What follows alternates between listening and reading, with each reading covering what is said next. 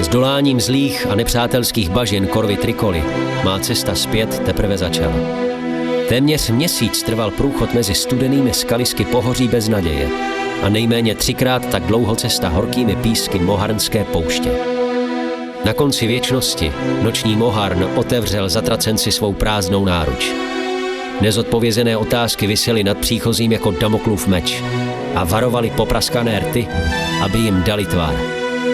Snad pro ten kdysi vřící kotel, který byl nyní jen schránkou ustrašeného života, směřovaly moje první kroky jinam než na půdu univerzity. Známé prostředí působilo najednou tak cize a prázdná místa u stolů tak nepřirozeně. A pak tam najednou seděl. Bez jediného hlesu se zjevil, jako by jeho bytí začínalo právě zde, u mého stolu. Vypadal jako socha nad hlavním schodištěm v magické univerzitě.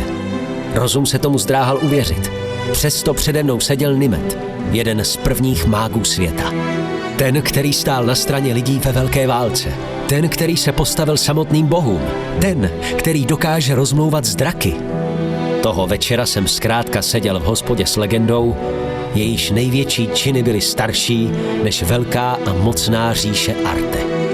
Rozprávěli jsme dlouho. Řekl mi, že to on, vzdor své dohodě s bohy, vycvičil o něch 5 mágů, kteří, když se od něj odvrátili, vybudovali Skeldal. To on je naučil umění vyšší magie. To on před nimi nedopatřením odhalil rituál ovládnutí brány dimenze Zohar. K dovršení všeho neštěstí to byly nedoukové, navíc na myšlení. A rituál by se jim ke konci nebezpečně vymkl z rukou. Pak mi vyprávěl o jiném rituálu. O rituálu Crowcane, který se dotýká jemného přediva osudů všech živých tvorů. Vyprávěl mi o tom, jak podstrčil tento rituál neznámému učenci na ostrově Ravenland. A také o tom, jak potom z rituálu vystoupili 3 bojovníci, aby se vypořádali s hrozbou ukrytou v nejvyšším patře Skeldalu. Jen málo kdo skutečně rozumí tomu, jak rituál vybírá vhodné hrdiny. Avšak jedním z těch 3 byl tehdy Vahargem. Jehož násilnická, krutá a bezohledná povaha měla šanci uspět v úkolu tak náročném. Když pak byli mágové poraženi a brána zavřena, síla rituálu povolila a z Vahargema se stal týž zlosin, jakým byl odjakživa. Bylo už k ránu, když Nimet skončil. Pochopil jsem, že on sám, díky své tajemné dohodě s bohy, nemůže nic dělat. Řekl mi, že se nyní nemohu vrátit zpět na univerzitu, že otázky na odpovědi, které hledá, najdu na Ravenlandu. Nakonec začal odříkávat neznámé magické formule a to bylo naposledy, kdy jsem ho viděl.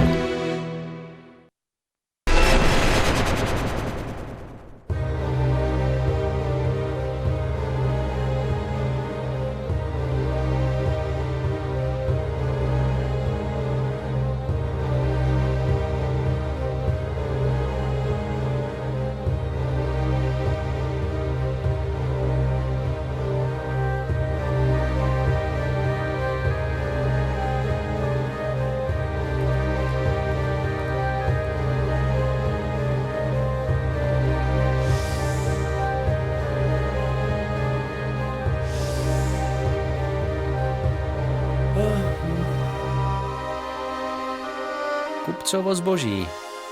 Vlastně jsou to většinou samé krámy. Ale kdo ví, mohli by se jednou hodit. Kupcovo zboží.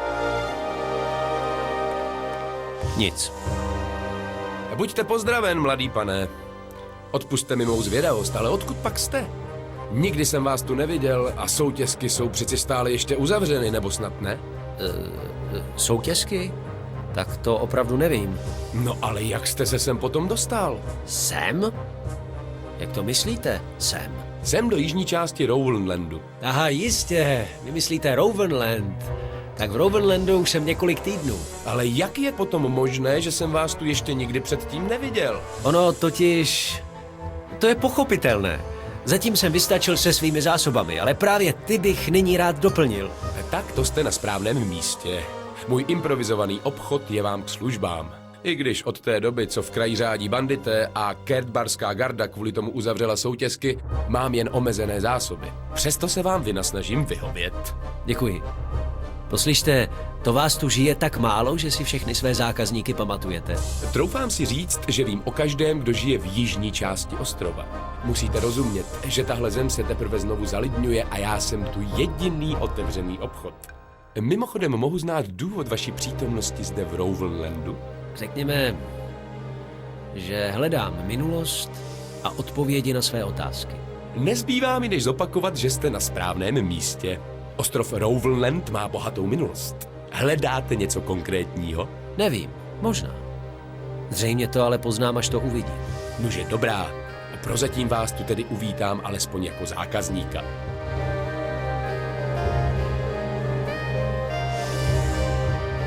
Buď zdrav, kupče.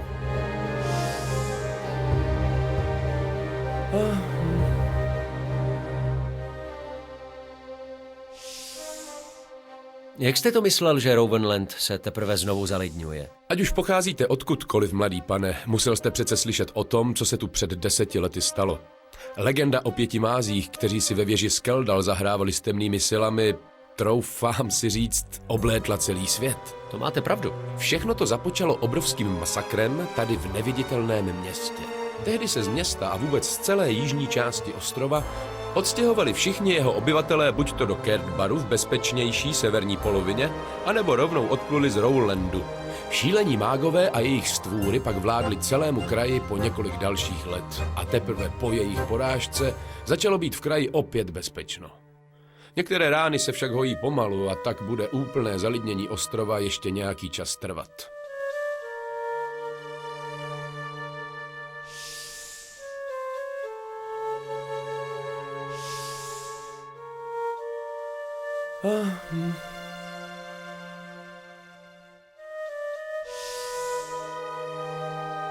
Kupcovo zboží.